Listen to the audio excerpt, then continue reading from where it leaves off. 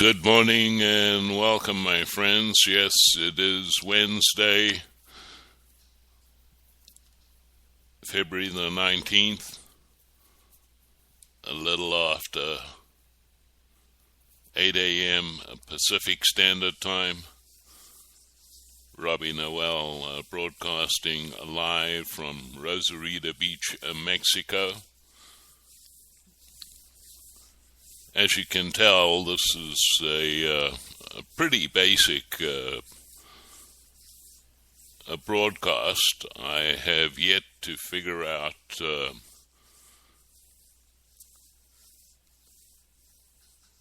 how to create a musical intro, but that will happen in due time as I get used to this particular system. I have never claimed to be a computer geek, and being a Mac user, I guess not everything in the world is Mac-friendly or simple point-and-shoot technology. So bear with me. I'm sure as time goes by and I learn more, the quality of production will improve.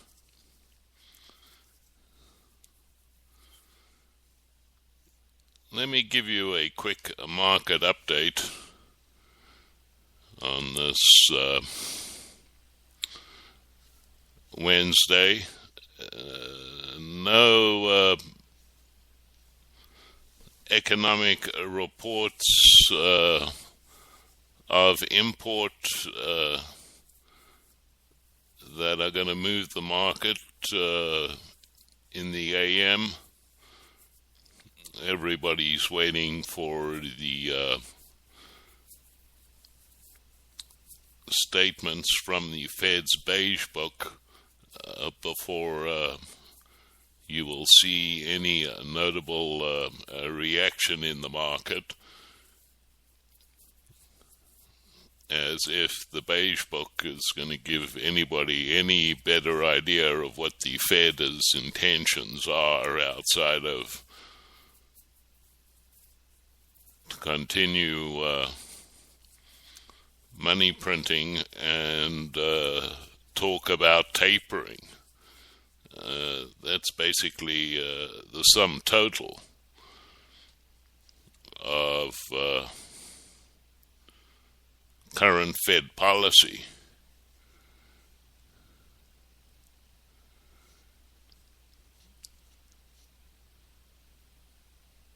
There is no question, even from 20 miles south of the border, Americans are slowly becoming angrier and more frustrated than ever before. And there's a number of reasons for this. I bring this up because and not trying to sound redundant, but Americans aren't the first to get angry and frustrated. There are people all over the planet that are angry and frustrated. One just has to look at the current state of world affairs, and you will see evidence of anger and frustration everywhere. Currently, the city of Bangkok is pretty much shut down.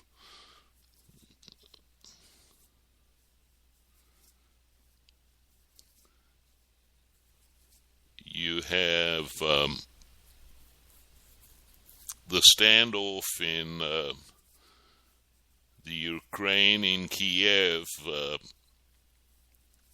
that is obviously escalated in the last 48 hours with the announcement that 13 demonstrators have been killed together with 9 police. Last night it looked like all hell was going to break loose with the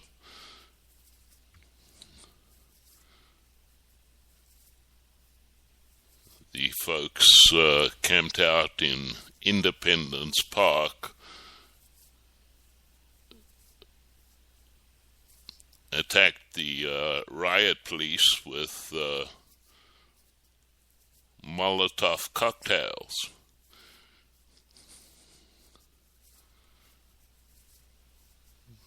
Now, in large part, the reason for the problems in Kiev have been a long time in coming. Current government being aligned with Putin and Russia,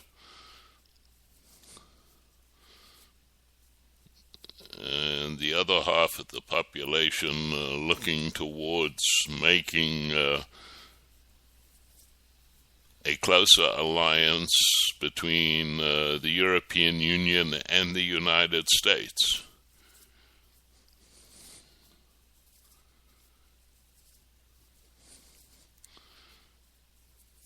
Any idea of a peace deal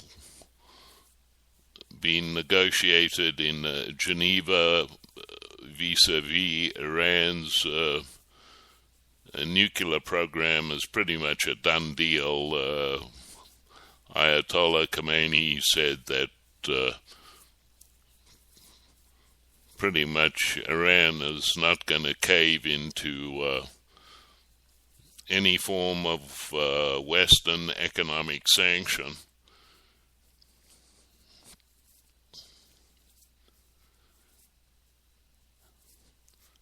Argentina is a basket case. Once again, thousands of people taking to the streets because of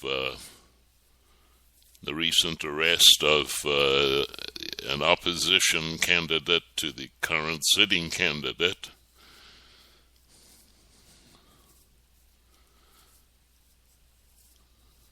I usually wait to hear from Roger Sales about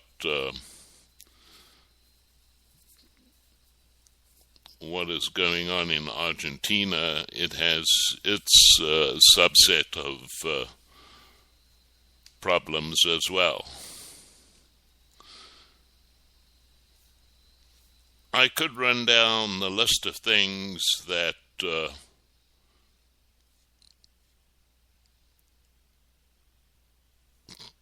pretty much making Americans angry and frustrated, but do I really have to tell you what they are, or don't you already know from your own personal experience why there's so much anger and frustration? But let me deal with another subject,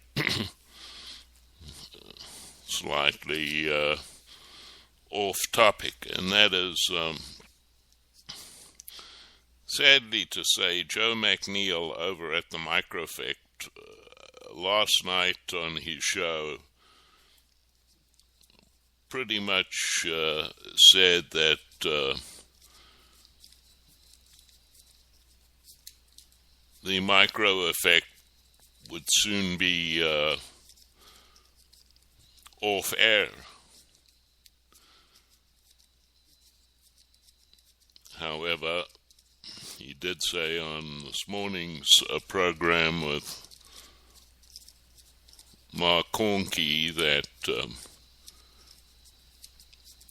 and it's based on the phone calls he has received since his program last night, that if he can be successful and raise enough funds to pay pending bills by Friday, he would obviously reconsider keeping the micro effect on the air. I think I did a show not too long ago by saying how impressed I was by the growth of the alternative media. That was predicated on a story that I read talking about the decline of viewership and listenership to the so-called mainstream media. The only network showing any form of growth, unfortunately, was Fox News. And in that particular piece, it inferred that a lot of folks were seeking out alternative media as their source of information rather than relying on the mainstream press.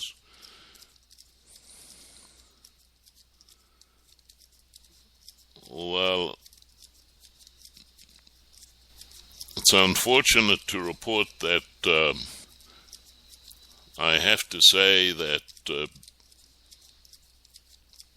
it seems as though there are some alternative media outlets that obviously cannot remain viable in this tough economic climate. I believe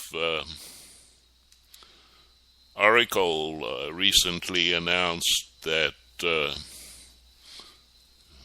it was shutting down because of its financial situation. It's my hope that Joe McNeil over at the Micro Effect will receive enough support over the next couple of days that allows him to rethink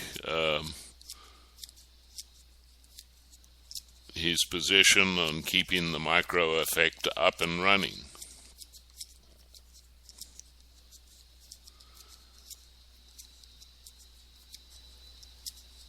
I have to say that out of all the alternative media that is out there, the Micro Effect has, and I'm obviously being real biased with this one, the better lineup of all other alternative media networks. I don't have to name them all. You know them all off by heart. But the daily lineup on the Micro Effect is Joe McNeil and Mark Cornke in the morning, followed by Jeffrey Bennett, then John Stokes, Jack Blood,